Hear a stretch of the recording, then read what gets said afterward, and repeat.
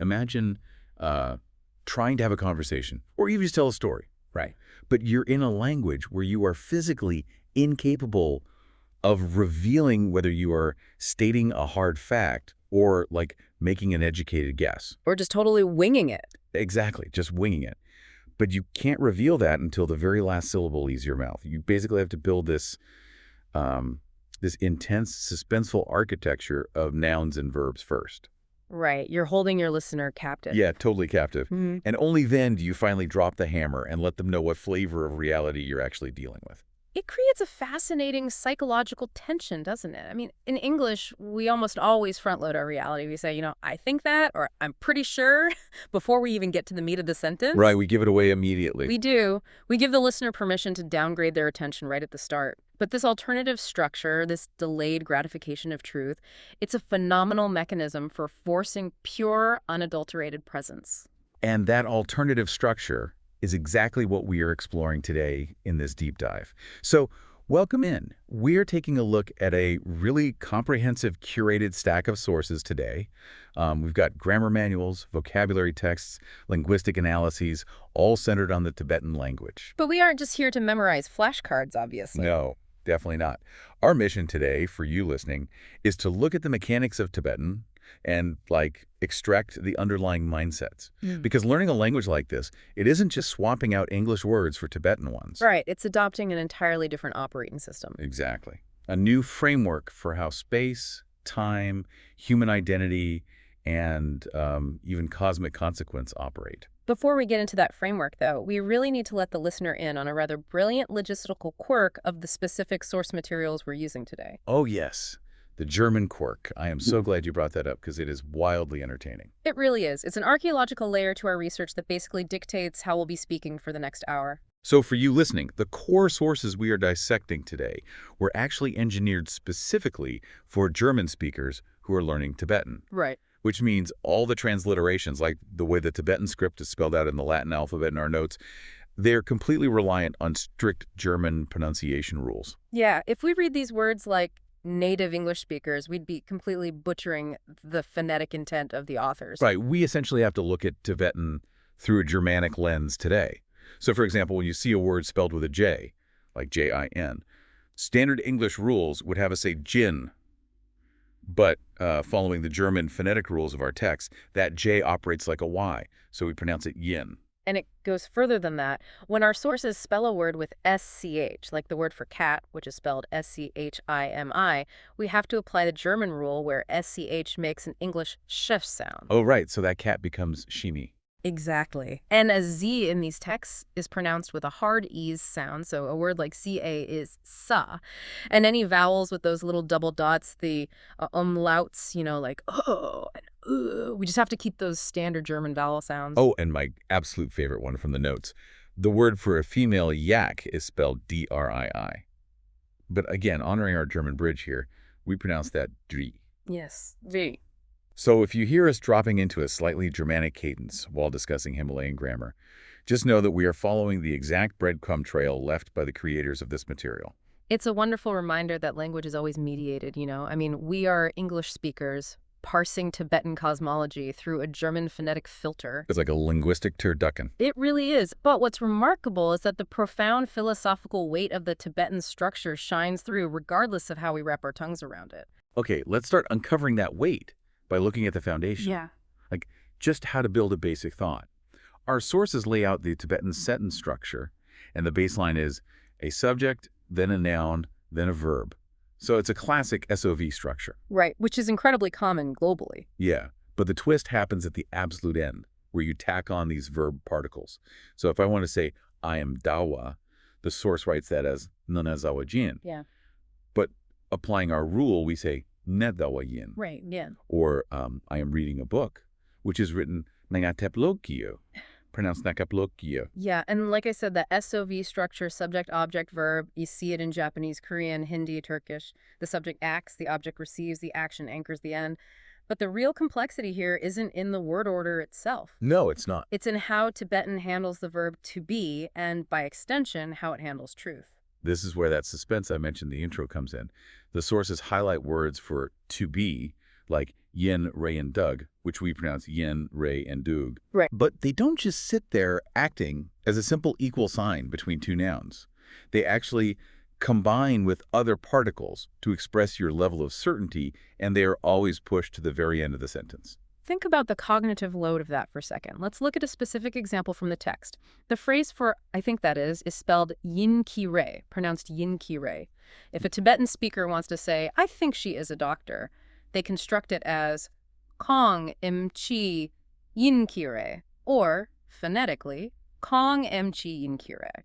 The literal flow of information is she, doctor, I think that is. I tried to map this onto my own daily conversations, and it's so disorienting. If I'm gossiping, or sharing news, and I start by saying, hey, I assume that, my friend immediately knows, okay, this isn't a hard fact. Right, they can take it with a grain of salt immediately. Exactly. But in Tibetan, if I want to say, I assume she's from a good family, the phrase for I assume that is yin padra, yin padra. I have to build the whole world first. You have to lay all the pieces out? Yeah. I say, kong mitsang yag pushigni in padra. So kong mitsang yag pushigni in padra. Literally. She from good family, I assume that is. Right. Or, if I'm just eyeballing something, using the visual assumption particle, yin sodog, meaning it looks like it is, I say, konggigin shigin sodog, konggigin shigin sodog, she teacher one. It looks like she is. By placing that epistemic status, basically, the nature of how you know what you know at the terminal point of the sentence, the language creates a mandatory holding pattern for the listener's judgment. A holding pattern. That's a great way to put it. You are given the puzzle pieces, she, family, good, but you are denied the picture on the box until the final breath. It's like playing poker, but you're forced to keep your cards face down on the table while you place all your bets. And only at the very end do you flip them over to reveal if you have a royal flush or like a pair of twos. That's exactly what it is. In English, we play with our cards facing outward. I tell you up front how heavy my evidence is. If I downgrade my statement by saying, hey, I'm just guessing here, you can relax. You don't have to scrutinize my words as facts. But in Tibetan, as the listener, you're in suspense. You're holding this data, she doctor, and waiting for the drop. Is this a fact? Did he see her diploma? And then finally, I drop the weight on the scale, I assume. Yin padra. Which fundamentally alters the power dynamic of a conversation. I mean, we are notoriously bad listeners in the West. Oh, terrible listeners. We interrupt constantly. We do. We hear the subject and the verb, we extrapolate the rest of the sentence, and we start formulating our response while the other person is still speaking. But you cannot do that here. Because you literally don't know what they're saying yet. Exactly. The entire context of reality hangs on that final syllable. If you interrupt a Tibetan speaker halfway through, you do not know what reality you are interrupting. Are they stating a universal truth or just describing something they think they saw from a distance? You're forced into active, sustained listening. You have to endure the sentence. Endure it, yes. Okay, so they wait until the end to establish truth. But we need to look at how they navigate physical space. Right. Because this completely blew my mind. The demonstratives. Yes. When we point at things in English, it's pretty binary, right? This thing near me or that thing far away. The sources introduce the basic Tibetan demonstratives, dd for this. And if you add the plural marker so, you get ddd for these. Simple enough on the surface. Right.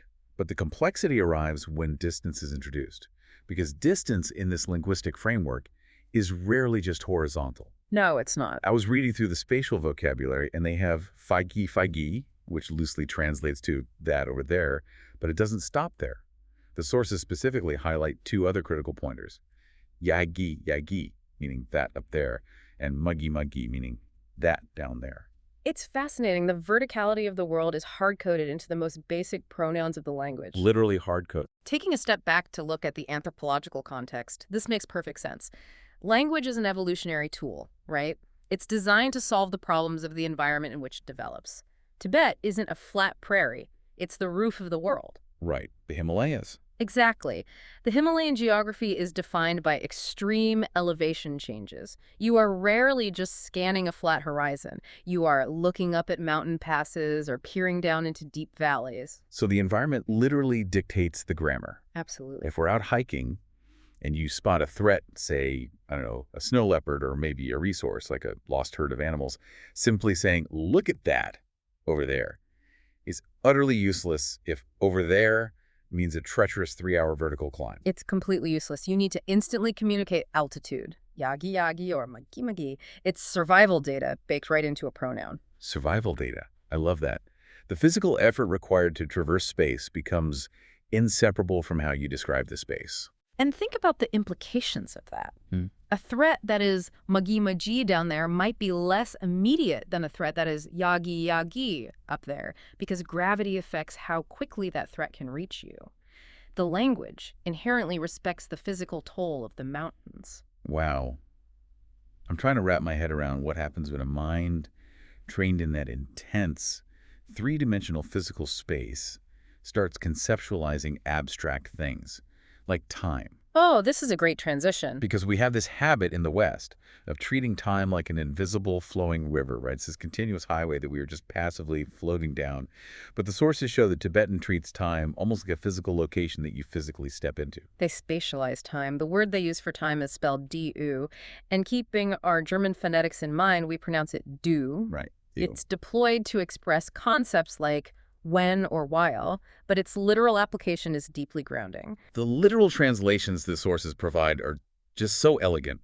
If you want to say, when I went, the phrasing is trodudududu, literally, going time. Or when I bought something, it's yodunyudu, which translates as buying time.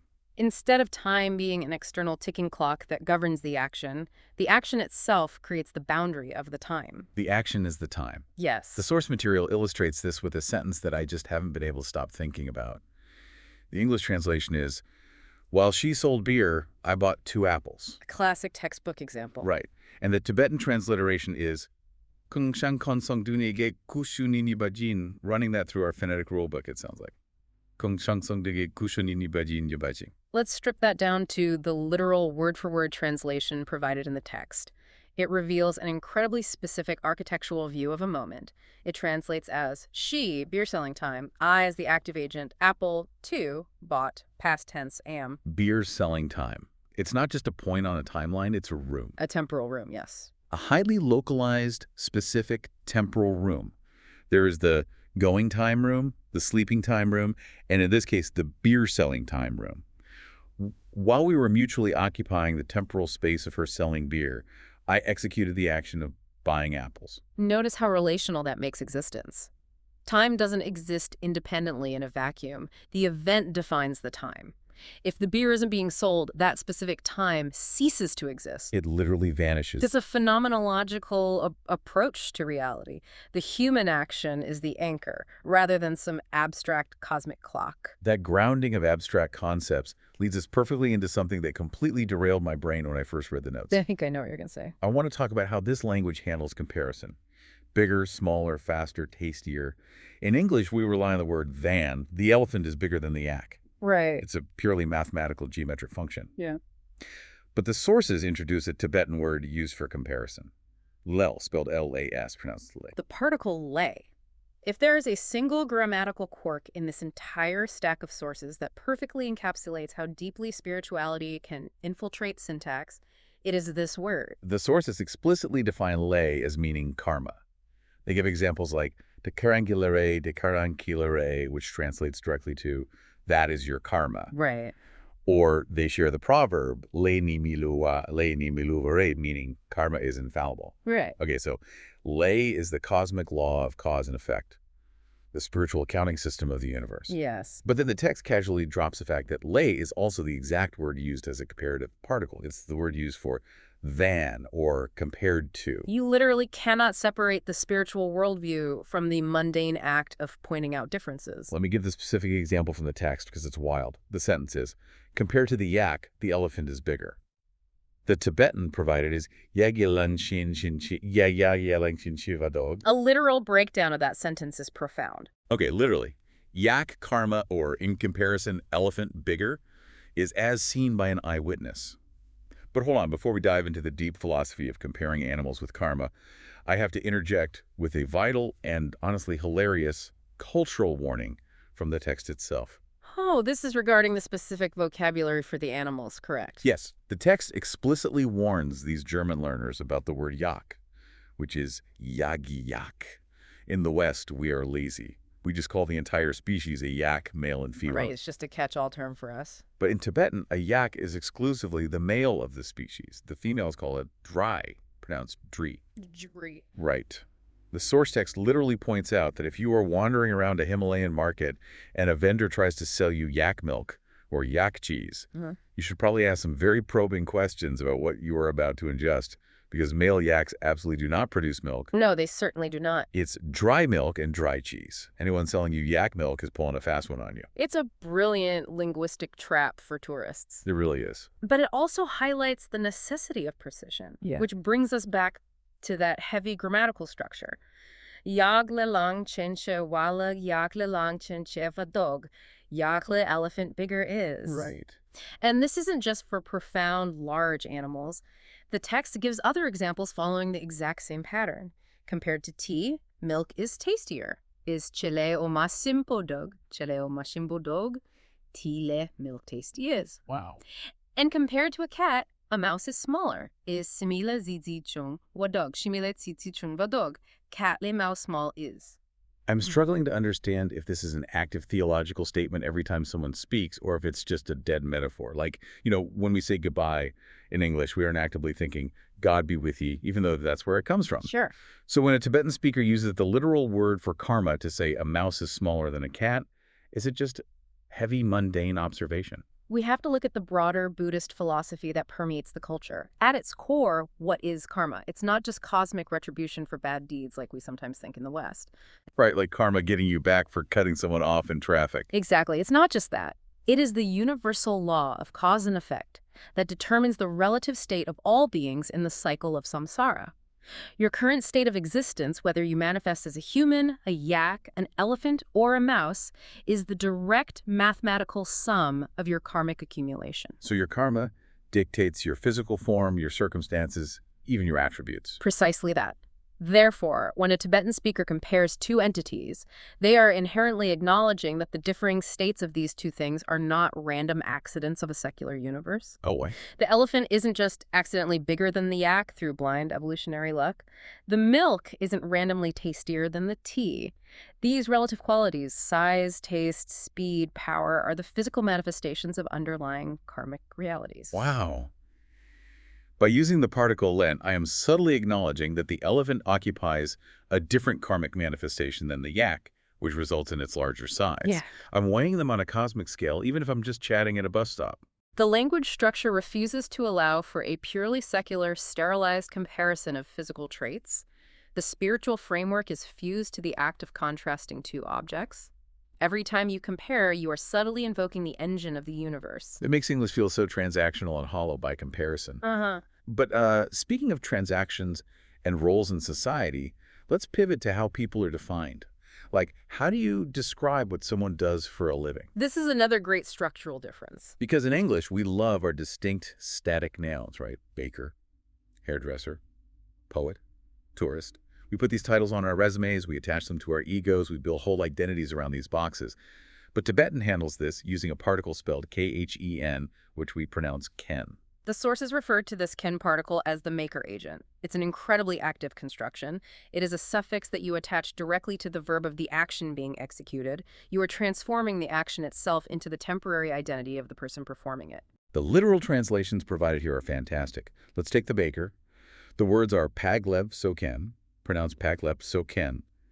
Pagleb is bread. So is the verb to make or to do, and ken is our agent particle. Right. So a baker isn't some abstract noun baker. They are literally a bread-making agent. Identity is centered entirely on the ongoing action. A hairdresser is trasharken trasharken. Trash is hair, shar's cutting, ken is the agent, a hair-cutting agent. It's so literal. Right. An artist, like a poet, is yenag ken yenag ken. Yenag is poetry plus the agent. But it even applies to incredibly temporary states. Like a traveler heading to Tibet is boladroken boladroken.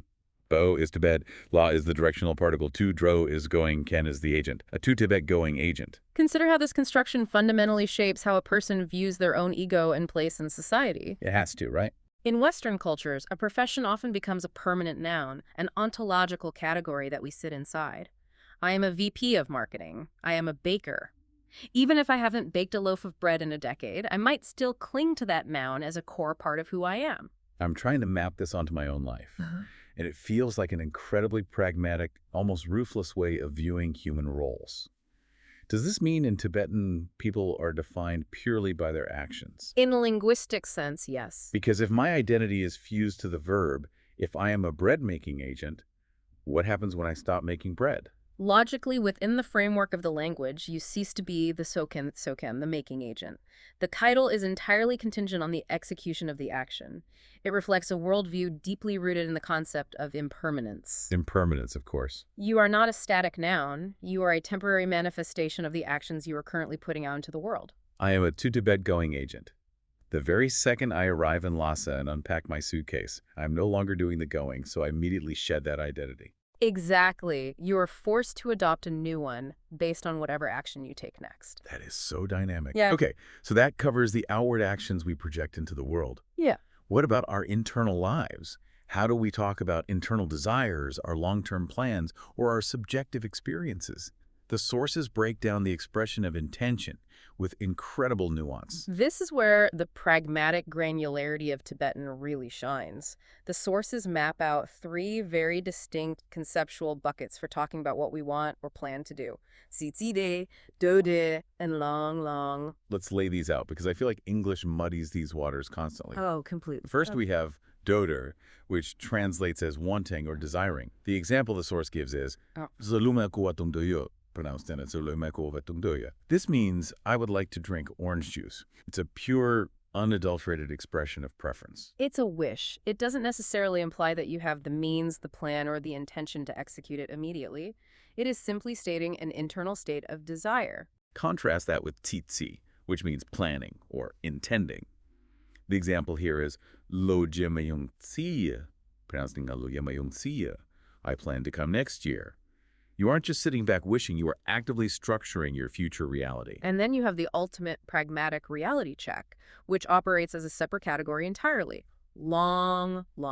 This translates to having the time to do something. The great constraint of human existence. Right. The source example is nakanachatongmi, pronounced nakatunglongme. I have no time to drink tea. And the text points out that long is often used as a compound attached to a verb. Tumlong is drink time. Log long is read time. Which circles right back to our earlier discussion about time being a spatial container. Exactly. Do I have the drink time room available in my temporal house? No. Keeping desire, strategy, and resource availability linguistically distinct requires a speaker to be very honest about their internal state. You can't just vaguely say, I want to do that someday. But there is a fourth concept introduced in this section of the sources regarding lived experience that elevates this entire discussion. Oh, you mean the myong particle? Yes. Spelled M-Y-O-N-G, and keeping our German phonetics pronounced myong. We need to spend some real time on this one. The sources explain that myong is derived from the word yamyong, which translates to experience. When you attach myong to a verb, you aren't just communicating that an action occurred in the past tense. You are making a profound declaration that you have lived that action. It is integrated into your experiential reality. Precisely. The text gives us a great sentence to illustrate this. Pronounced It translates to, I have experience with this work. But it's not just a casual, yeah, I did that work once. The literal breakdown is, I work this, do, experience, have. Look at the subsequent example regarding food and drink, because it highlights the nuance perfectly. Pronounced meaning, has he ever experienced drinking Tibetan tea? Not just did he drink the tea, Yeah. but has he experienced drinking it? It takes this incredibly mundane biological function, swallowing a beverage, and elevates it to a bodily lived truth. Why do you think a language would build specific grammatical structure just to force that distinction? Because there is a vast, unbridgeable chasm between theoretical knowledge, casual participation, and embodied wisdom. In English, we use the word did as a catch-all. Right. I did this, I did that. I did read that book, I did visit India, I did drink the tea. It's flat. It doesn't differentiate between someone who skimmed the Wikipedia summary of the book and someone who wept over the final chapters. Oh, that's a brilliant way to put it. But myong implies a residue. It implies that the action left a mark on your soul or your body. You didn't just passively pour the Tibetan tea down your throat.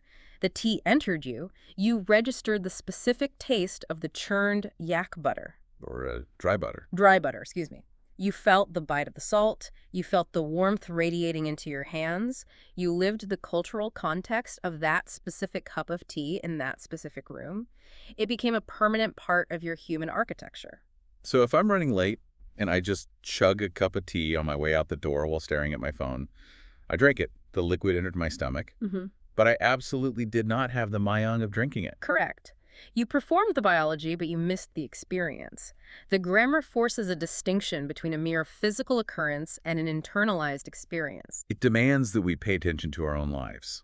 It demands we differentiate between what we are actually experiencing versus what we are just blindly doing on autopilot. Which is something we could all probably use more of. Totally. Okay, let's look at how this level of hyper-awareness applies to other people. The sources dedicate a massive amount of real estate to social hierarchies and politeness. We've talked about how this grammar encodes vertical geography and karmic spirituality. Now let's look at how it encodes the social ladder. The sources make it abundantly clear that you cannot just speak a generic one-size-fits-all Tibetan. There is colloquial Tibetan, the language of the street, the market, chatting with friends, and then there is a deeply codified system of honorifics. Right. These are entirely different sets of verbs and nouns used exclusively when speaking to, or even speaking about, someone deserving of immense respect, such as a rinpoche, a lama, an elder, or an esteemed scholar. This isn't just about adding a polite please or sir at the end of a sentence. You can't just slap a polite coat of paint on a regular sentence. You actually have to swap out the core engine of the sentence, the verb itself. You are adopting a completely different vocabulary depending on the perceived social and spiritual status of the person executing the action. It's a structural change to your linguistic identity. It's like having to put on a different uniform before you're allowed to speak about certain people. Let's look at the actual mechanics of it. If I want to say to do or to make in a casual colloquial setting, I use the verb che, pronounced che. Okay. But if I'm talking about a revered lama doing something, I am forbidden from using che. I must use the honorific verb nang, pronounced nang. The source material gives a very clear example of this. Kongshan sernam bor pepkire, Kongshan sernam bor pepkire, which means he is going to take medicine. Because the speaker uses the honorific nang for taking or doing, and the honorific for going, which is pep pep, everyone in the room instantly knows this statement is regarding a highly respected individual.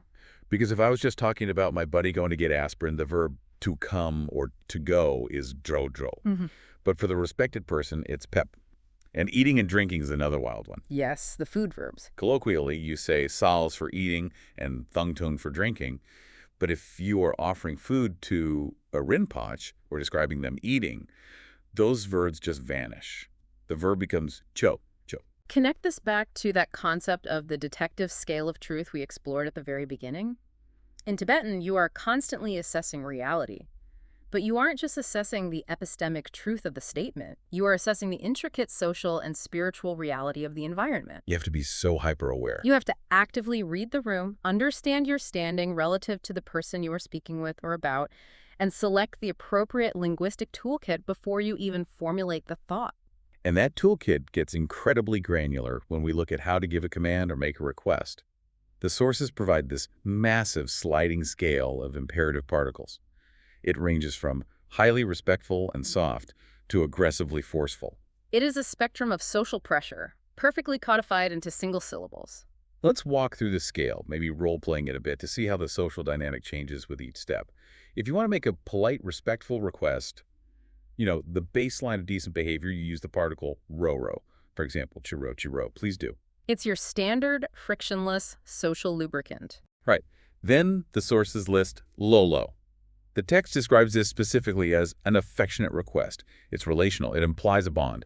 If I use lo instead of ro, I'm saying something closer to, would you be an absolute dear and do this for me? It's softer. Yeah. Then we move to dang, which is a simple standard request. Just a neutral, please do this. But this is where the pressure starts to mount. The social dynamic shifts from request to requirement. Right. Next on the scale is a ah. The text describes this as a request loaded with pressure or necessity. It implies stakes. If I hit you with an ah, I'm essentially saying, you need to do this or there will be consequences. It's an urgent directive. The politeness is eroding fast here. Very fast. Wow. Then we escalate to shog. This is a strong, undeniable command. Do it. And finally, If you need to exert maximum dominance, The text notes that for the strongest possible command, you strip away all the particles entirely. You just shout the raw, naked verb itself. The absolute absence of linguistic cushioning. It's fascinating because you have this rich menu of particles designed to soften the blow and navigate social grace. Choosing to deliberately withhold all of them is the ultimate aggressive act. It all comes back to reading that social reality. It does. The expert notes in the text make it very clear that failing to use honorifics for a llama, for instance, isn't just a minor grammatical slip-up. It's not like conjugating a French verb wrong and looking like a silly tourist. It is a severe cultural faux pas. Because language in this context is not just a passive description of the world, it is active participation in the world. If you refuse to use the honorific, you are refusing to participate in the cultural consensus of respect. You are rejecting the fundamental operating principles of the society. It's a failure to perceive reality correctly. Which brings us perfectly to our conclusion.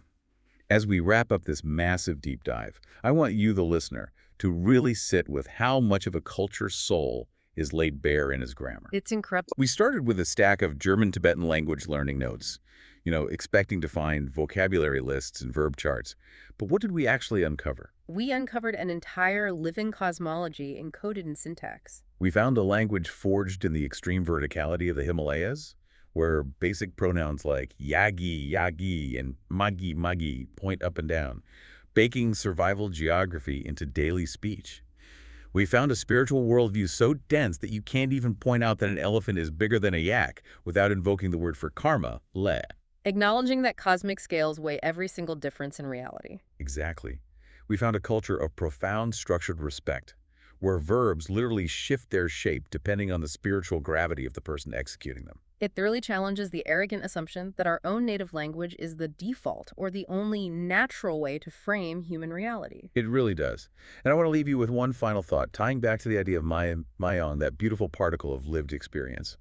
We live in an era characterized by an unprecedented avalanche of information overload.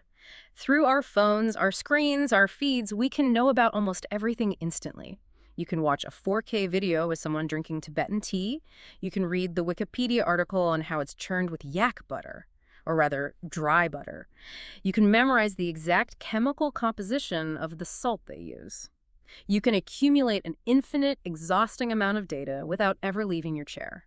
But Tibetan grammar draws a hard, uncompromising line in the sand. It forces us to distinguish between merely doing an action or hoarding data about an action and truly having the mayong, the embodied lived experience of it. It asks us to recognize the vast difference between theoretical knowledge and the wisdom that only comes from the friction of reality. So true. So my challenge to you is this. Look at your own life today. Scroll through your calendar. Examine your habits. How many things are you just doing, consuming, or observing from a safe digital distance? And how many things are you truly deeply experiencing? Where is the myong in your daily routine? That is a phenomenal question to chew on as we sign off. Go out there and find your myong. Don't just do it. Experience it. Thank you so much for joining us on this incredible, winding linguistic journey. It's been an absolute privilege unpacking these sources with you. We will catch you on the next deep dive.